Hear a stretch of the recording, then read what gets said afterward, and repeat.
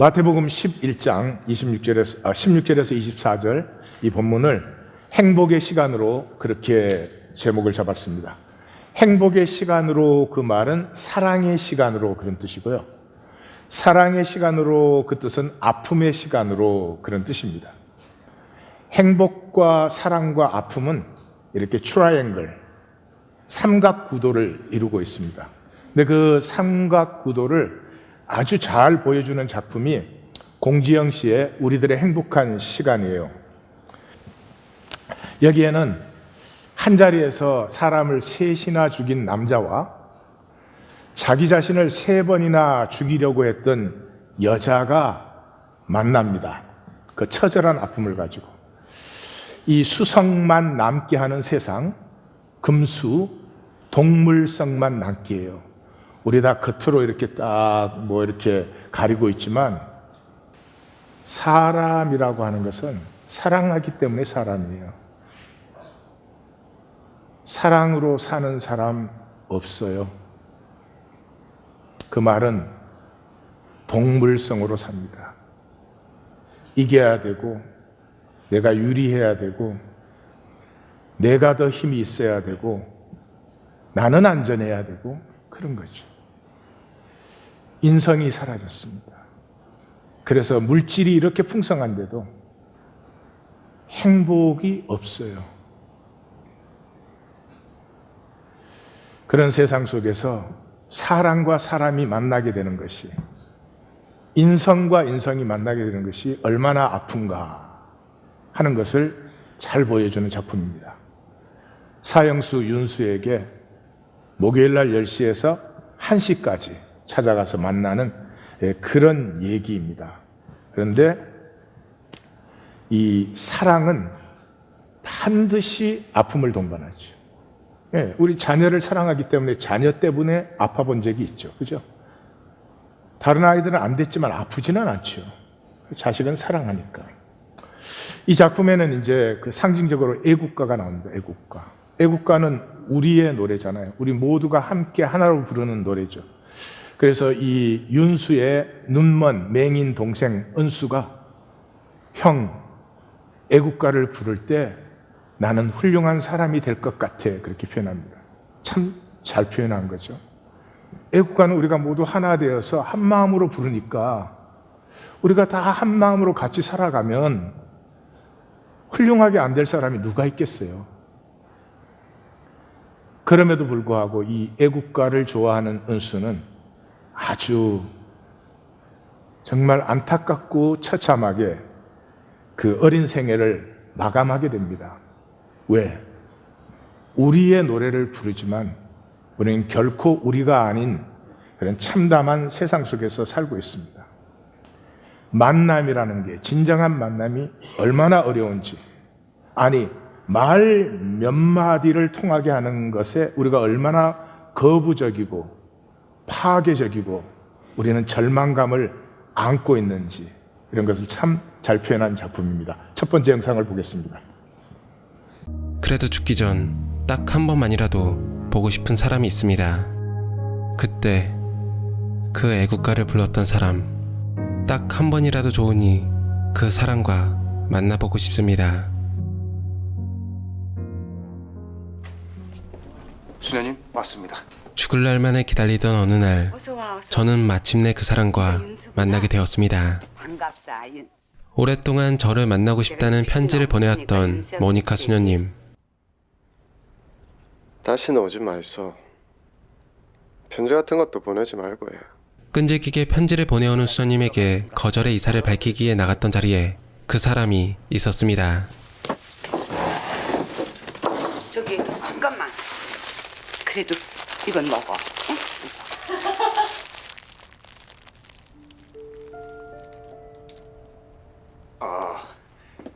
윤순이가 한번 만나보고 싶다고 했었잖아. 예전에 가수하시던 문희정 선생님. 수녀님 조카분 되시더라고.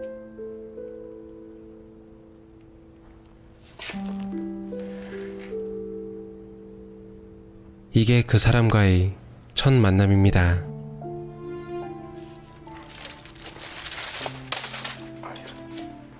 윤수야.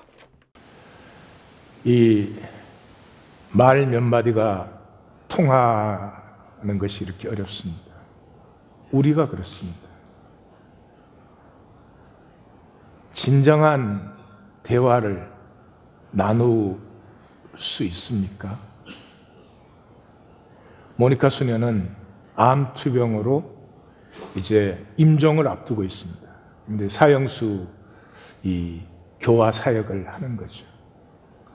근데 이 사형수가 그 자신이 전에 들었던 그 가수를 한번 만나보고 싶다는 그 얘기를 듣고 조카를 데리고 이제 와서 첫 만남을 한 것이죠. 이 세 번째 만남에서는 이제 자신이 죽인 파출부, 그 파출부 아줌마의 엄마니까 할머니죠. 할머니가 세 번째 그 면회 때 옵니다.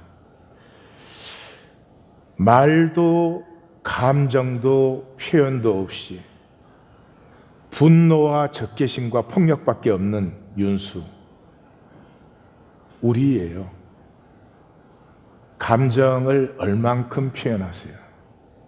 굉장히 미묘하고 굉장히 신비한 것이 인간의 감정입니다. 표현하세요? 표현 못해요. 그러나 화가 나거나 짜증이 나거나 심기가 틀어지면 그때는 그걸 다 모아서 폭발을 시키죠.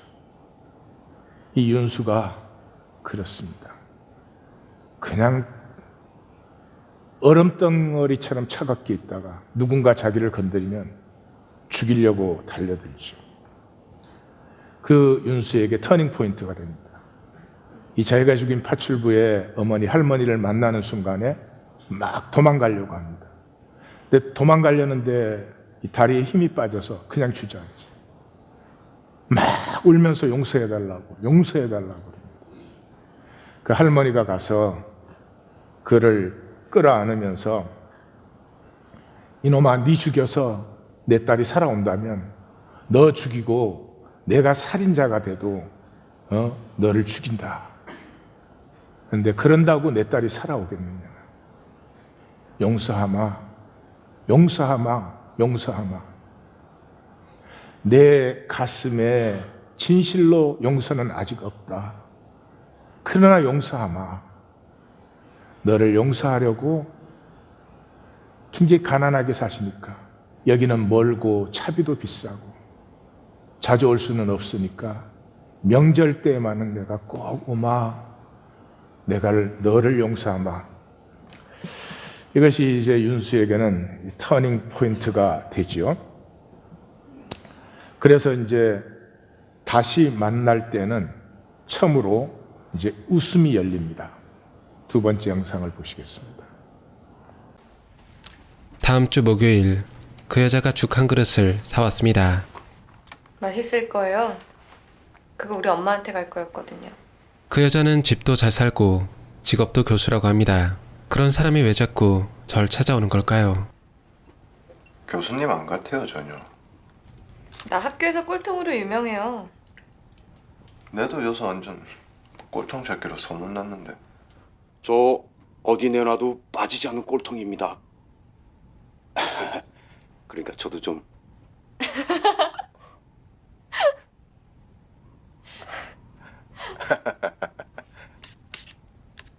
정말 오랜만에 웃어본 것 같습니다. 이제 진짜 얘기 할 차례 아닌가요? 저는 동생과 저의 이야기를 그녀에게 털어놓았습니다.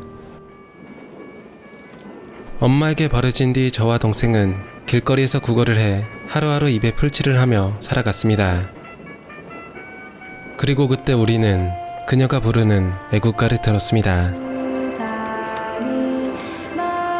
그녀는 어느 야구 경기장에서 애국가를 부르고 있었습니다. 형아, 저 목소리 되게 좋지? 우리나라에서 애국가 부르는 사람 중에 최고다.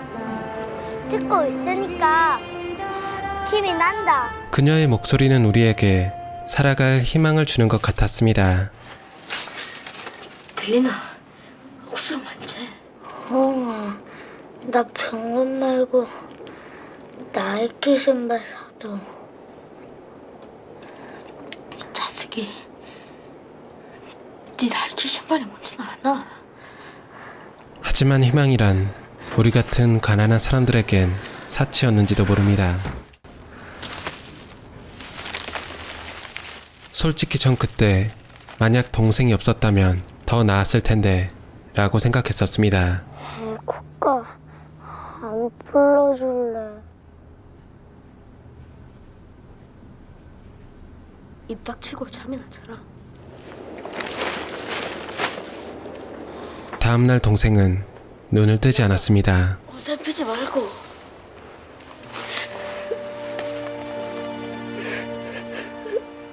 세상에 저보다 불행한 사람이 또 있을까요? 그런데 이 여자가 나도 그 심정 이해해요. 이해. 지금껏 좋은 부모 밑에서 부족함 없이 살아왔을 이 여자가 저를 이해한다고 말합니다. 당신이 뭐하노?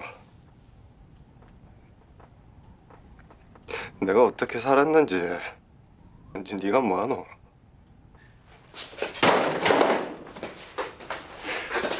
그냥 죽게 놔두라니까는 왜 와서 지랄이고? 내 좀 그냥 죽게 놔두란 말이다.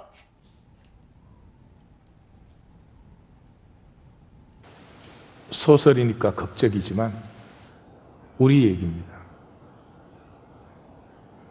내 아픔은 나에게 절대적입니다. 어느 아픔도 그걸 갖고 왜 그래? 그렇게 되지 않습니다. 우리 모두 잘 생각해 보십시오. 아무도 나를 이해할 수 없다고 절망을 갖고 있습니다.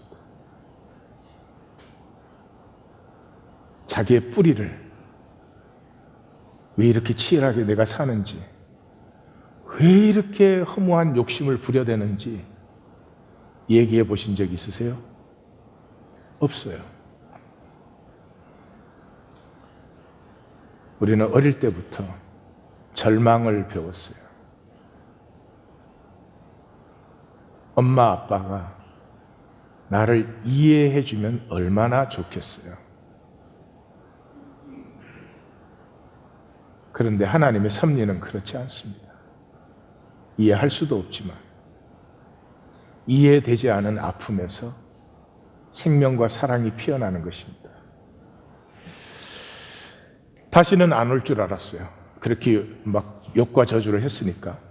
그런데 목요일도 아닌데 다시 왔습니다.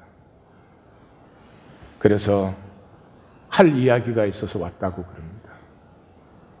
뭔지 하라고 그러니까 난생에 처음 하는 얘기니까 어린아이가 말 배울 때처럼 얘기합니다. 나 15살 때 사촌 오빠에게 강간당했다. 결혼도 했고 아이도 있는데 그렇게 말을 했습니다. 근데 말을 하고 보니까 이상하게 별것이 아니었던 것 같은 느낌이 들어오죠. 그러니까 또 이렇게 말합니다. 그래도 나 처음 말한 거다. 그리고 그 강간을 당하고 왔는데 엄마는 무마하려고 합니다. 그 큰 집이 이제 큰 회사를 경영해서 이 동생 집은 그 집에 뭐 걸로 다 먹고 살아요. 다 잘 살고 있는데 그러니까 엄마는 이미 일어난 일이고 이거 소문 나봐야 너 결혼하는 데만 지장이 있다 그러니까 무마하려고 하고 아버지는 자기 입장 자기 집은 지켜야 되니까 뭐 속이 아프겠지만 모르는 척 하죠. 그래서 3번이나 자살을 시도한 얘기를 합니다. 윤수가 자꾸 눈물을 흘립니다.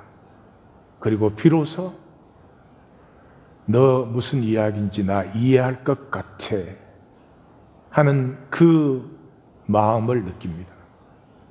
이때로부터 이제 유정이는 매주 목요일마다 그 3시간씩 오는데 감옥에 갇혀서 아무 데도 못 가니까 여러 군데 사진을 찍어 가지고 와서 사진을 보여주고 설명을 해주고 그 사진을 이제 벽에다 붙여놓고 처음으로 이 윤수는 행복을 느낍니다. 근데 갑자기 그런 생각이 들어요. 나 같은 사람이 행복해도 되는 건가? 그래서 이제 고백을 합니다. 동생이 죽고 나서 이제 뒷골목에서 살았죠. 그러다가 미용사를 만났어요. 처음으로 사랑을 했습니다. 그래서 뒷골목 삶을 이제 정리하고 배달하고 뭐 이렇게 열심히 살아가는데 임신 부작용이 생겼어요. 수술을 해야 되는데 수술비가 없습니다. 그러니까 옛날 뒷골목 시절에 형을 찾아가요. 형이 너 나 따라와서 한 번만 하면 내가 그 돈 다 책임져 준다 이래요. 그래서 강도질하러 들어가서 그 형은 그 집에 17살 난 딸을 강간하고 죽여요. 그리고 그걸 막으러 오던 엄마도 죽입니다. 그 순간에 이제 윤수는 얼어붙어 버렸어요. 뭐 이해고 뭐고 이런 게 그냥 막막해져 버린 거죠. 근데 그 형이 막 소리를 질러요. 그 떨어진 칼을 칼 치워, 칼 치워.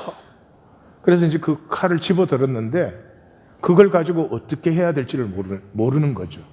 그런데 그때 쇼핑 갔던 그 집 파출부가 문을 열고 들어왔습니다. 그 순간에 그 형이 찔러 찔러 막 소리를 질러요. 자기도 모르게 그 파출부를 찔렀어요. 그랬는데 이 형은 변호사 사가지고 이 윤수에게 다 덮어씌우고 윤수가 계획하고 주범이고 셋 다 윤수가 죽였고 검찰에서 고아 하나 누가 제대로 이 조사를 하겠습니까? 적당히 조사하고 경찰은 허위 자백만 강요하고 국선 변호사는 8달 동안에 2번 그것도 형식상 그냥 왔다가 갑니다. 그게 우리 세상이죠. 아프고 힘든 일이 일어나면 나쁜 놈 만들면 됩니다. 멀리 느껴지십니까? 우리 부부 사이도 그렇습니다. 어려운 일이 일어났는데 너가 잘못한 거면 나는 괜찮은 것입니다. 그것이 이 현상세계의 삶의 방식입니다. 국가가 됐든 심지어 교회가 됐든 어려움과 아픔이 있으면 함께 보듬어 주는 것이 아니고 나쁜 놈만 하나 만들면 다 해결된 것이죠. 이렇게 이제 아픔을 열고 보니까 비로소 느낍니다. 이 세상에도 사랑이 있다고 하는 것을 처음으로 살고 싶어졌습니다. 이때 살고 싶은 것은 단순히 이 세상, 이 현상 세계가 아닙니다. 영원히 살 준비가 된 것이죠. 윤수는 마지막에 나는 다시 태어났습니다. 다시 태어났다는 말이 무엇인 줄 아십니까? 모든 것 뒤에, 그 아픔 뒤에도 사랑이 있는 걸 보는 것입니다. 그리고 부족한데 사랑으로 사는 것입니다. 그래서 사랑합니다라고 고백을 합니다. 마지막 면회를 왔을 때 윤수가 다음 주가 내 생일이라고 그럽니다. 그러니까 무엇을 갖고 싶냐 그러니까 나이키 신발을 갖고 싶다고 합니다. 그런데 그 생일을 윤수는 맞이하지 못하죠. 영상을 또 보겠습니다. 네, 유정 씨, 내 다음 주 생일인데. 그래요? 뭐 해줄까요? 뭐 갖고 싶어요? 나이키 신발 사주면 안 됩니까? 정윤수, 너 자꾸 누나한테 유정씨 할래? 그거 사주면 누나라고 불러라. 봤어요.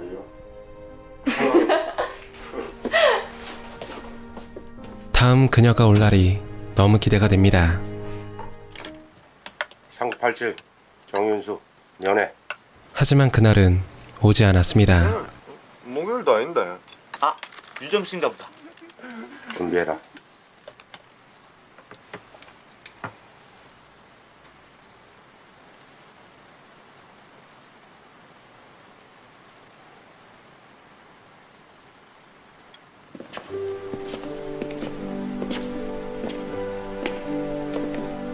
그동안 충분히 마음의 준비를 했다고 생각했는데 발걸음이 잘 떨어지지 않습니다.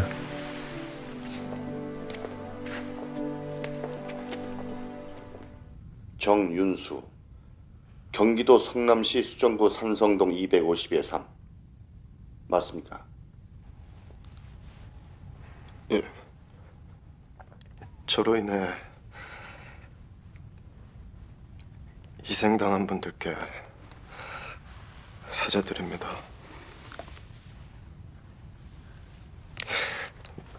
그 가족분들께도 진심으로 사죄드립니다. 저를 용서해 주셨던 박재현 할머니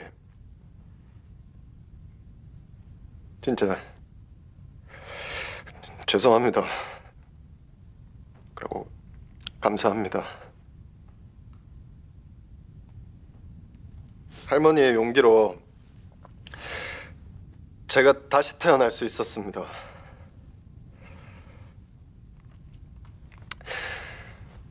모든 것이 나를 외면했다고 생각했는데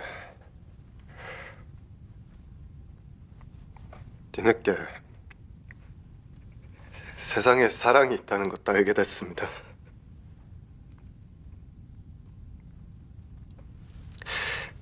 수녀님은 저한테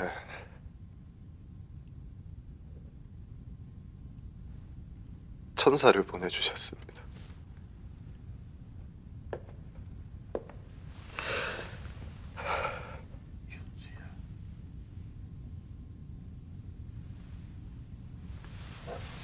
그녀가 지금 여기에 와 있습니다.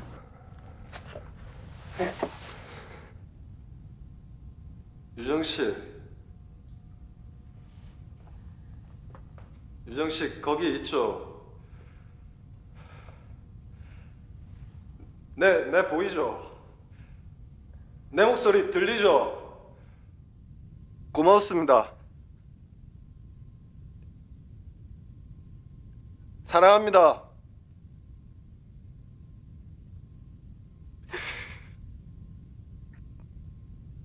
누나!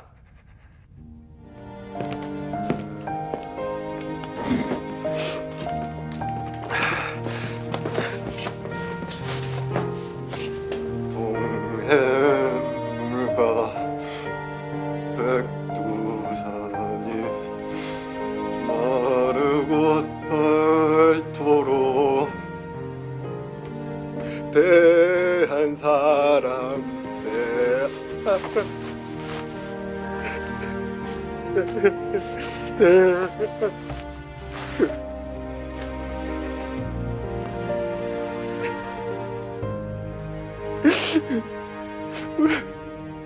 무서워요.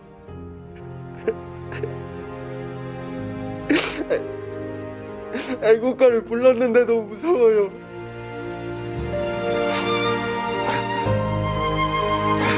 집회.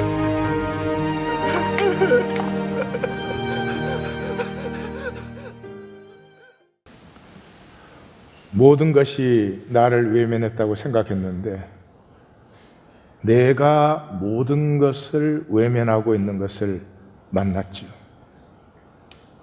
윤수는 자기는 사형수니까 그 감옥에서 아무도 자기를 못 건드려요. 그런데 자기가 있는 그 감옥에 생계형 범죄자가 4,000명이나 있는 것을 보기 시작해요. 그 중에 6개월 동안의 영치금이 1,000원 미만, 위화로 70센트가 안 되는 사람이 500명이나 있는 게 보이기 시작해요. 자기보다 앞서서 사형장으로 끌려가는 그 사형수를 보면서 사형수의 30분은 이 세상 모든 인생의 전체와 마찬가지예요. 비로소 보여요. 내 인생이 이렇게 된 것은 탓과 피해의식밖에 없던 윤수의 가슴에 비로소 사랑하고 싶은 모든 삶이 사랑으로 품어야 되는 삶임이 보여졌고 그것이 열렸습니다. 그것이 거듭남입니다. 우린 거짓 세상 속에 삽니다. 섭리예요. 왜요? 사랑을 일깨우는 최적의 곳이에요. 모두가 원하는 것 딱 한 가지예요. 내 진심이 이해받기를. 내가 잘나고 못나고 아니에요. 내 아픔을 누군가는 나처럼 그렇게 알고 교통되기를. 그 거짓 세상 속에서 우리는 미친 것처럼 살죠. 옷, 차, 집, 좋은 거 자랑하려고. 남보다 잘나겠다고. 미치고 뒤지고는 못 살죠. 세상은 어떻게 됐든 나는 그저 편하게 먹고 살아야 됩니다. 나는 어려움 없고 문제 없어야 됩니다. 잘못은 아니겠죠. 몸을 가지고 사는 사람에게 그걸 잘못이라고 말할 수는 없겠죠. 그러나 참 허무한 것입니다. 사람은 사랑할 수 있어서 사람입니다. 사랑이 하나님이고 하나님의 형상입니다. 천국은 사랑의 나라입니다. 지옥은 사랑이 없는 나라입니다. 종교 가지고 교리 가지고 가는 데 아닙니다. 지옥은 사랑이 없어서 나뿐입니다. 나뿐이에요. 이 작품 끝에 유정이는 엄마가 되는 상상을 합니다. 그리고 임종을 앞둔 그 고모 모니카 수녀에게 나의 어머니라고 고백을 합니다. 생명성이 회복된 것이죠. 분명히 하나님의 생명을 가지고 있지만 그것을 꽉꽉 억눌러 놓고 살던 우리에게 생명성이 회복된 거죠. 이 시대에 젊은이들 결혼을 기피합니다. 출산도 기피합니다.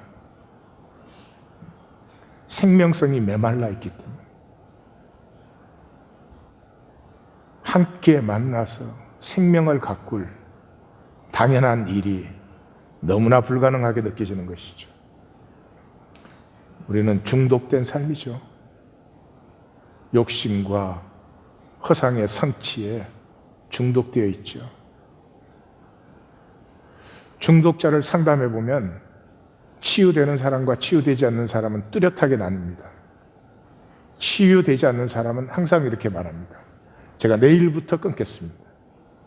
처음에는 쏘갔습니다. 이제는 쏘지 않습니다. 지금부터입니다. 치유된 사람은 그럽니다. 지금부터 내가 끊습니다. 혀를 깨물어서라도 끊겠습니다. 이래요. 종교인은 내일부터입니다. 수많은 말씀을 받습니다. 그러나 언젠가는 내가 그렇게 살 것이라고 생각합니다. 스스로를 속이는 것이죠. 이번 주 본문은 사랑 대신 종교를 선택한 우리의 모습을 잘 보여주고 있습니다. 전반부 16절에서 19절은 생명성이 상실된 이 시대의 모습을 너무나 잘 보여주고 있습니다. 생명성이 상실된 삶은 어떻게 삽니까? 오로파일럿으로 삽니다. 오로파일럿가 뭔 줄 아십니까? 내가 만든 삶이에요. 조그만한 껍질 속에 요게 뱅글뱅글 돌아갑니다. 왜? 여기서는 내가 안전하기 때문에. 이것을 잘못 건드리면 큰일 납니다.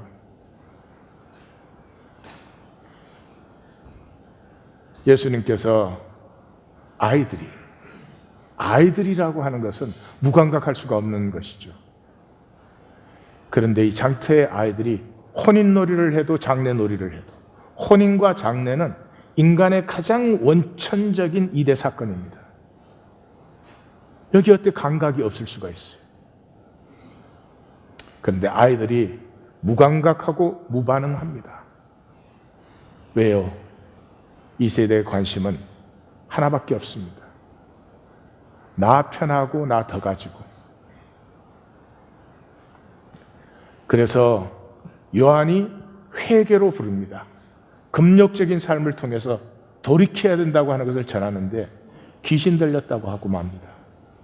예수님은 먹고 즐기고 어울리면서 천국으로 초청을 하는데 세리와 죄인의 친구로다 그랬습니다. 막혔습니다. 무엇보다도 하나님과 막혀 있습니다. 하나님과 통하면 하나님과 사귀고 하나님과 함께하죠. 종교생활 하지 않죠. 막혔으니까 종교생활을 하죠.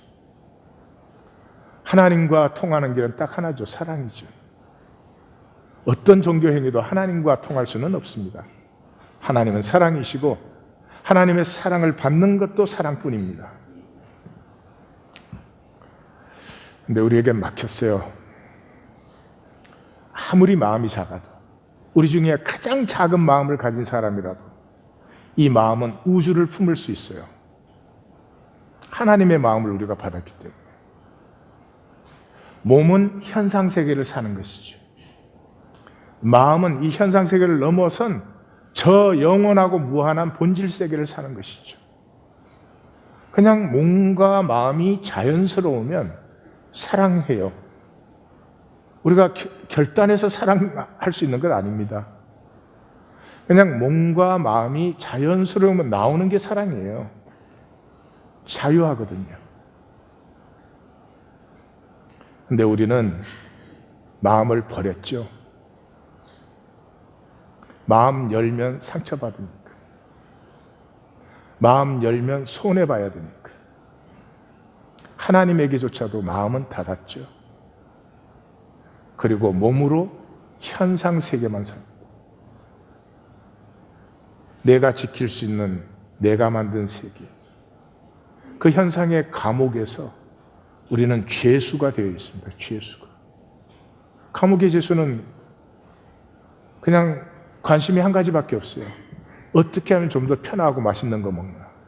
그거밖에 없죠. 그것을 에고라고 합니다. 그래서 이 단락을 예수님은 이렇게 마감합니다. 지혜는 그 자녀로 옳다함을 얻느니라. 우리 번역은 저기를 행한 일로 그랬는데 누가복음에는 자녀라고 잘 번역이 되어 있어요. 똑같은 단어예요. 택난 그런 단어예요. 이게 무슨 말이죠? 사랑은 아픔입니다. 아프지 않고 사랑할 수 없어요. 그렇기 때문에 지혜가 필요합니다. 사랑이 아픔이라고 해서 무자비하게 아프게 하는 것이 사랑이 아니죠. 아픔 때문에 더 귀한 것이 피어나게 하는 것이 사랑이죠. 그래서 지혜는 반드시 생명 열매를, 자녀를, 생명 열매를 맺는 것이죠. 하반부 20절에서 24절은 이 돌이키지 않음에 대해서 예수님이 진노하시는 거죠. 예수님의 화를 내시는 것이에요. 기독교는 이상한 생각을 합니다. 하나님은 화를 안 내신다고. 우리 성경에 하나님은 진노하시는 하나님이십니다. 어디에요? 생명이 파괴될 때. 그래서 예수님이 진노하십니다. 화 있을진저. 여기에는 2인칭으로 나옵니다. 너희. 권능을 가장 많이 행한 고을들이 회개하지 아니함으로 예수님께서 진노하셨다. 고라신과 벳세다야. 만약에 두로와 시돈은 대표적인 이방이죠. 이세벨, 아합의 부인인 이세벨이 있는 이 페니키아, 대표적인 이방 도시죠.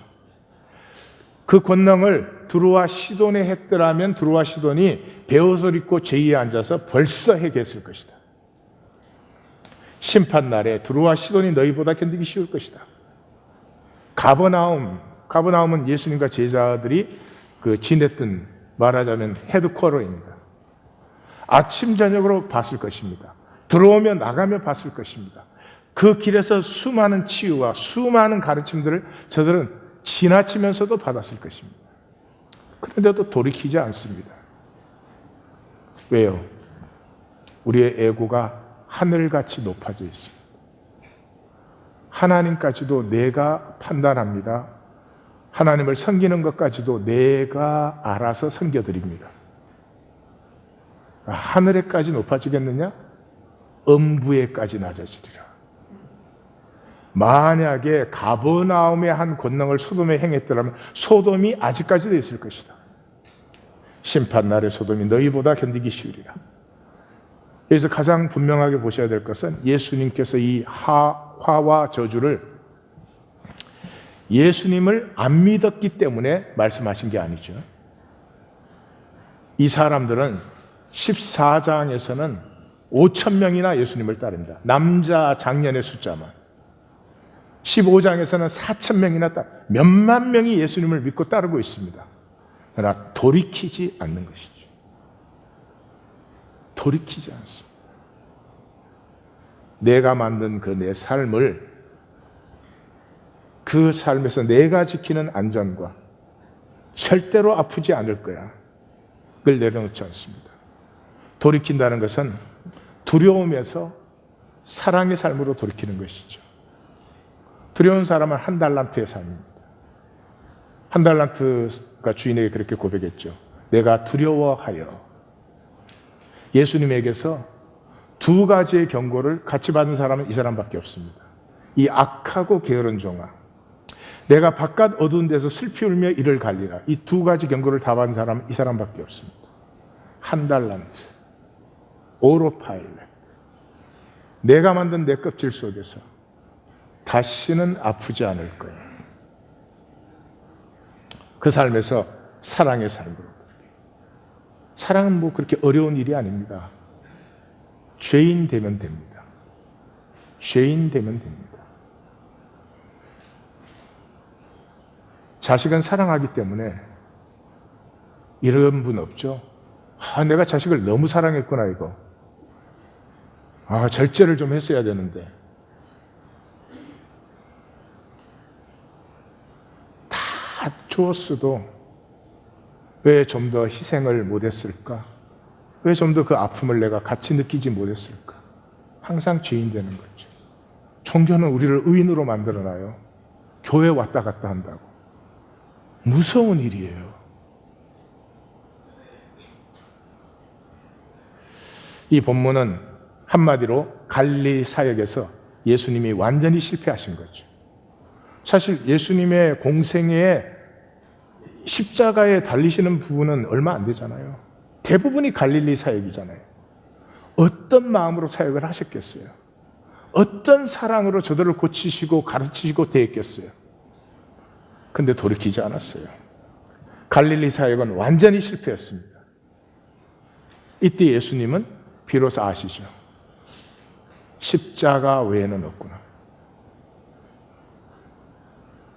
근데 그 십자가조차도 만나고 돌이키지 않는 사람들이 있습니다. 기독교의 종교인들입니다. 그래서 예수님이 16장에 가시면 그러잖아요. 이 세대에 보여줄 표적이 요나의 표적밖에는 없다.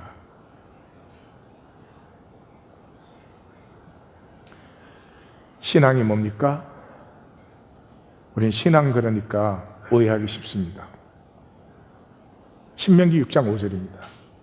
마음을 다하고 뜻을 다하고 힘을 다하여 여호와 내 하나님을 사랑하라입니다. 사랑하라.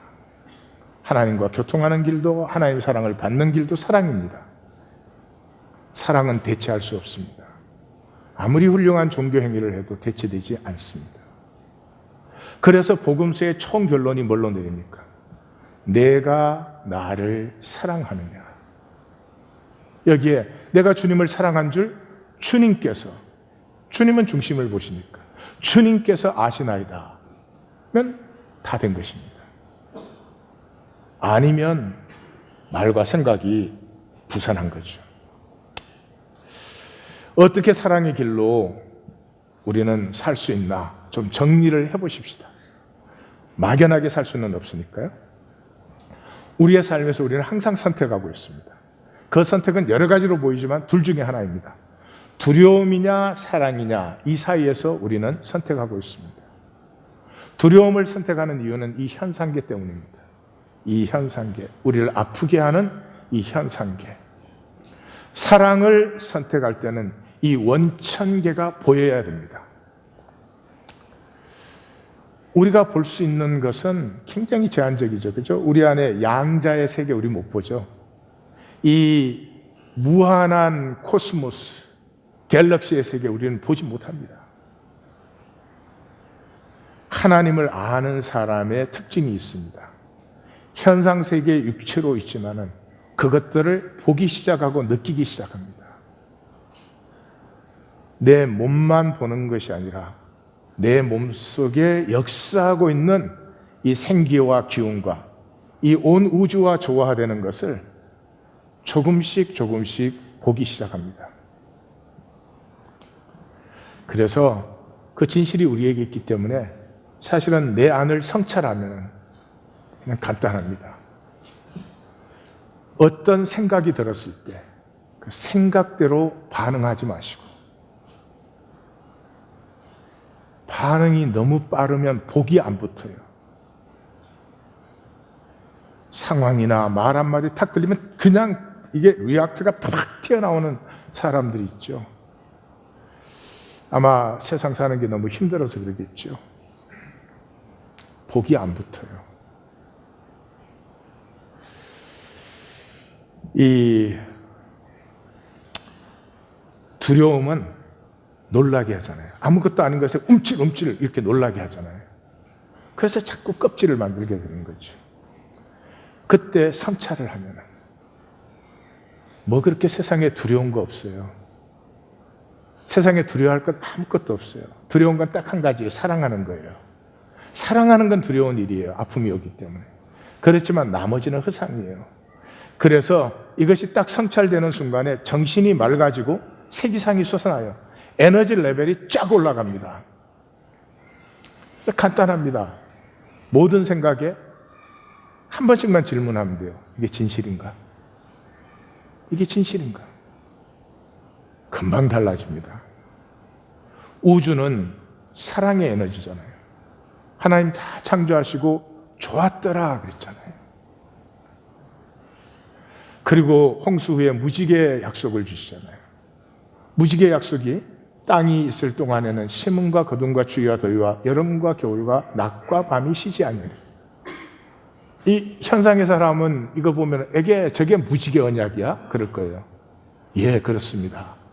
어마어마한 것입니다. 두 가지가 약속되어 있어요. 리듬, 그리고 항상 새로움이 와요.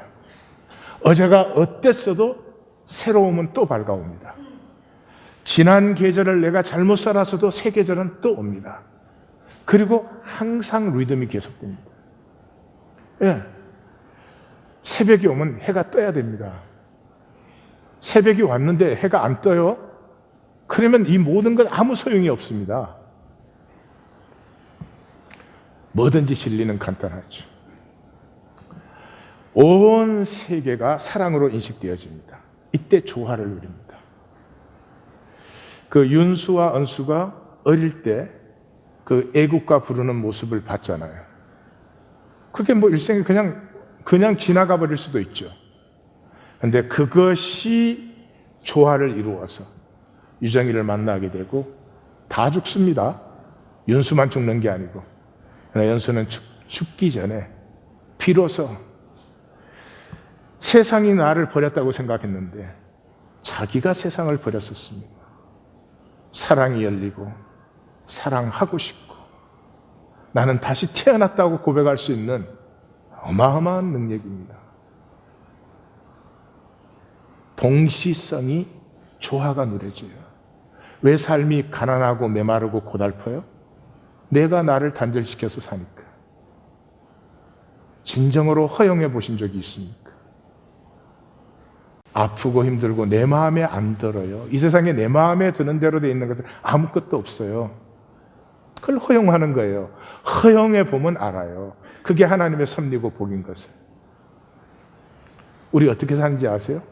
자전거 타는 거 배울 때는요, 막 넘어질까 봐, 막 비틀비틀 할까 봐, 예? 앞에는 보지도 못하고 그렇게 배워요.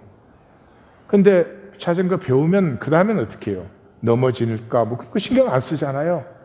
그 바람이 불어오는 그 강둑길을 신나게 이렇게 타고 달리는 거 아니에요. 근데 우리 인생은 이상해요. 한 번도 그렇게 살지 않아요. 계속해서 막 넘어질까, 막 다른 사람들이 나 어떻게 볼까, 막 나 인정받고 있는가, 막 그렇게 살고 있는 것과 똑같아요. 그래서 이게 하나님의 사랑의 세계라는 게 내 가슴에 다가오면서 호기심이 회복되어요. 싱싱한 생명성이죠. 예. 하루가 열리면은 또 쳇바퀴 돌듯 오토파일럿을 사는 게 아니고요. 오늘 하루는 어떻게 살아볼까? 오늘 하루는 내가 조금 더 사랑할 수 있을까? 오늘 하루는 조금 더 아픔을 감당해 볼까? 오늘 하루에 나는 어제 나와 얼마나 달라질까? 호기심이 생겨요. 문제조차도 새롭게 인식되기 시작하죠. 예? 심지어 실패와 질병까지도 이게 하나님께서 내 안에 회복하실 게 있기 때문에 이런 시간을 주시고 회복의 시간이 조금 긴 거지 다른 것보다. 그러나 반드시 아픔이 있다면 아픔의 열매는 사랑으로 피는 것이니까 하나님이 어떤 일을 이루실까? 이런 호기심이 일어나죠. 그 삶에는 틈이 생기기 시작해요. 제일 불쌍한 게 틈이 없어요. 뭐 보면 들으면 말하면 막 그 다음에 막 마구잡이로 나가요. 리액트가. 틈이 없는 음악은 소음이에요. 음악이 될 수 없죠. 틈이 없는 글은 허튼 것이에요. 글이 될 수가 없죠. 침묵은 창조의 자궁이다. 침묵이 없으면 리액트뿐이에요. 말과 말 사이, 생각과 생각 사이. 말은 언어로 되고 말은 언어로 반응하잖아요. 그러니까 말과 말의 사이에는 언어가 없죠. 침묵이죠. 생각과 생각. 그 틈새에서 새로움은 피어나요.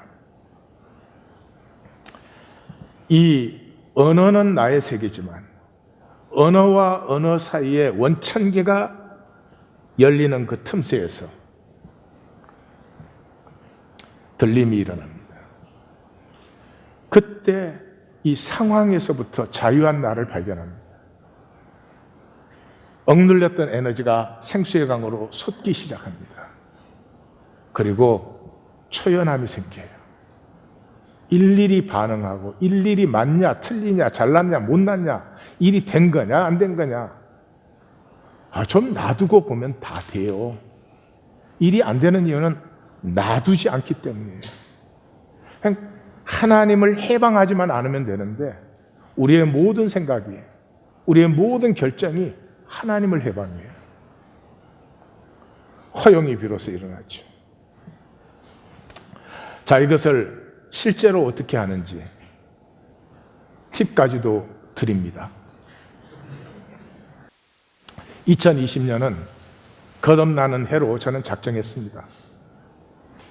설교 맨날 듣고 제자리 돌아가는 그런 삶이 아니라 원하면 구체적으로 행동할 수 있는 것을 하나씩 하나씩 이제 심어 나가는 것이죠.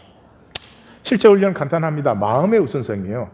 아까 말씀드렸죠. 아무리 마음이 작아도 우주를 품을 수 있어요. 예수님은 마음과 믿음이 일치하면 산도 옮긴다 그랬어요. 만일 너희가 믿음이 있고 의심하지 아니하면, 마음과 믿음이 일치하면 이 산들을 바다에 던져지라 해도 된다 이렇게 말씀하셨어요. 그래서 이 마음에서 피어나는 삶을 누리기 위해서 제일 첫 번째 필요한 것이 용서입니다. 용서는 내가 나를 사랑하는 것의 핵입니다. 용서하면 열매를 내가 누려요. 원수가 누리는 게 아니에요. 우리는 용서하면 원수가 편해질까 봐 용서를 절대 안 하거든. 자, 이 점에서 우리는 일치가 되었습니다. 그렇죠? 그렇지만 용서 안 하는 건 참 바보예요. 왜냐 그러면 상처를 치료하지 않고 상처를 계속 감염시키는 거예요. 용서하지 않았다는 말은 그 상처에 또 상처받고 또 상처받고 일어나면 상처받고 이러는 거죠. 비슷하면 상처받고. 용서하셔야 됩니다. 나에게 용서가 없으면 적어보십시오. 그리고 주님의 이름으로 용서합니다. 그러면 됩니다. 그랬는데 또 아파오면 또 용서합니다. 그러면 돼요. 용서하려고 애쓰지 마세요. 용서한 느낌 가지려고 또 이상한 짓 하지 마세요. 예, 용서한다, 선언한 사람이 얼마나 소중한 것인데, 사람의 선포가. 예. 그 다음에 용서하신 다음에는 사랑으로 삶을 인식하기를 선택하십시오. 나는 무엇을 보아도 사랑으로 볼 것이다. 사랑을 배우고 사랑을 살 것이다. 예수님이 진실로 진실로 내게 이르노니 사람이 거듭나지 아니하면 하나님 나라를 볼 수 없다 이랬거든요. 이게 하나님 나라를 들어가는 것보다 더 먼저 나오신 말씀이에요. 그러니까 이걸 뒤집어 엎으면 거듭난 사람은 봐요. 뭐를 봐요? 온 세상이 하나님의 사랑인 것을. 예, 마귀가 엉망진창으로 속여놨지만은 본질은 어떻게 할 수 없어요. 잘 보세요. 윤수가 그랬죠. 이 세상의 모든 것 뒤에 사랑이 있음을 보았다고. 예, 그래요. 나를 죽이려고 하는 사람도 어쩌면 내 사랑을 원했을 수도 있어요. 이제 뭘로 보고 뭘로 사셨어요? 그저 두려움으로 보고 두려움으로 살았잖아요. 저녁에 촬영하세요. 내일 하루의 일을 이렇게 보면서 내가 사랑으로 살고 사랑으로 보고 사랑으로 말하는 것을 한번 촬영을 쫙 하세요. 그리고 아침에 일어나면 거울 보시잖아요. 거울 보시면 자기 얼굴에 무척 신경 쓰는데 똑같아 그냥. 그러니까 신경 끄세요. 신경 끄고 그 자기 얼굴에 대해서 선포를 해주세요. 나는 사랑으로 보고 사랑으로 산다. 그럼 자꾸 이뻐져요. 왜 이래야 돼? 수술을 해야 되나? 뭐 이러면 자꾸 이상해져. 아침마다 선포하세요. 난 사랑으로 보고 사랑으로 산다. 다 같이 시작. 그 다음에 몸과 마음을 자꾸 이완시켜 주세요. 우리가 하는 게 아니에요. 우리를 통해서 피어나야 되기 때문에. 몸과 마음이 자연스러워지면 사랑은 열려요. 그래서 심호흡을 하면 마음이 기지개를 펴는 공간을 마련. 이 마음이 얼마나 억눌려 있는지 아세요? 그 다음에 더 좋은 건 자꾸 웃으세요. 이건 유니버시티 오브 서던 캘리포니아의 의과대학에서 엄청나게 길게 된 것을 제가 간단히 정리한 거예요. 예, 이 웃음에 대해서 의과대학들이 지금 다 써요. 웃으면 NK 세포가 생성된대요. NK는 내추럴 킬러라는 거예요. 그래서 암세포를 죽이는 세포예요. 우리는 매일 암세포가 생겨요. 아시죠? 이것 우리가 암에 걸리지 않는 이유는 이 NK 세포가 건강하기 때문이에요. 이게 웃을 때 생긴대요. 보약 먹을 때가 아니고 웃을 때 얼마나 좋아요. 예? 그리고 생기가 활성화돼요. 근데 이게 억지로 웃어도 효과가 있대요. 왜냐하면 억지로 웃는 동안에 긴장을 동시에 할 수 없기 때문에. 그래서 억지로 웃는 것보다 더 좋은 건 얼굴만 웃는 거. 그거보다 더 좋은 건 파한대소래요. 파한대소를 하면 이 장기 전체가 새로워진대요. 오장육부가. 예. 최고로 좋은 건 박장대소래요. 박장대소 하면은 다음 주에 제가 몸의 능력에 대해서 말씀해 드리겠습니다. 몸의 지능이 있어요. 예, 엄마가 애를 잉태하면 이 단세포에서 이 세포 분열에서 이 아이가 하나의 인간으로, 이게 몸의 지능이 다 하는 일이에요. 우리가 하는 게 아니에요. 그 다음에 몸에는 굉장한 창조력이 있어요. 예를 들면 마라톤을 시작하잖아요. 그러면 몸 전체가 마라톤에 합당하게끔 스스로 교정을 해요. 그리고 몸에 힘이 있어요. 우리의 모든 가능성은 우리 안에 있어요. 이 내면에 있는 것을 바깥으로 활성화시키는 것이 몸이 하는 일이에요. 내 머리로 할 수 없어요. 그게 박장대소할 때 그냥 활짝 피어나게 된다는 거죠. 이걸 거꾸로 살잖아요. 뭐 어떻게 해요? 탓과 피해 의식으로. 윤수의 평생, 유정희의 평생. 탓과 피해자 의식을 가질수록 능력은 박탈되어져요. 내가 나를 억누르는 거예요.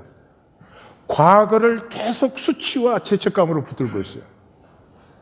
그 과거 하나님이 허락하셨으면 반드시 그것을 통해서 하나님은 자기의 사랑의 열매를 맺게 하시는데 이걸 내가 방해하고 서 있는 거예요. 내 마음에 안 드는 과거니까. 내가 인정해 줄 수 없는 과거니까. 사촌 오빠 앞에 강간당하고 엄마 아버지에게 버림받은 것입니까? 아니요. 온 우주는 하나님의 사랑의 세계예요. 아픔이 있었다면 아픔보다 훨씬 30배, 60배, 100배 큰 사랑의 섭리가 하나님 안에는 반드시 있는 것입니다. 이 우주를 사랑의 세계로 볼 때요, 고통과 실패까지도 나를 변화시키려고 하시는, 나를 더 복되게 하시려고 하는 하나님의 이 변화 필요의 사인으로 수용할 수 있고, 이렇게 수용하면서부터 합력하여 선이 피어나는 것입니다. 2020년은 우리 모두가 거듭납니다. 기도하십시다.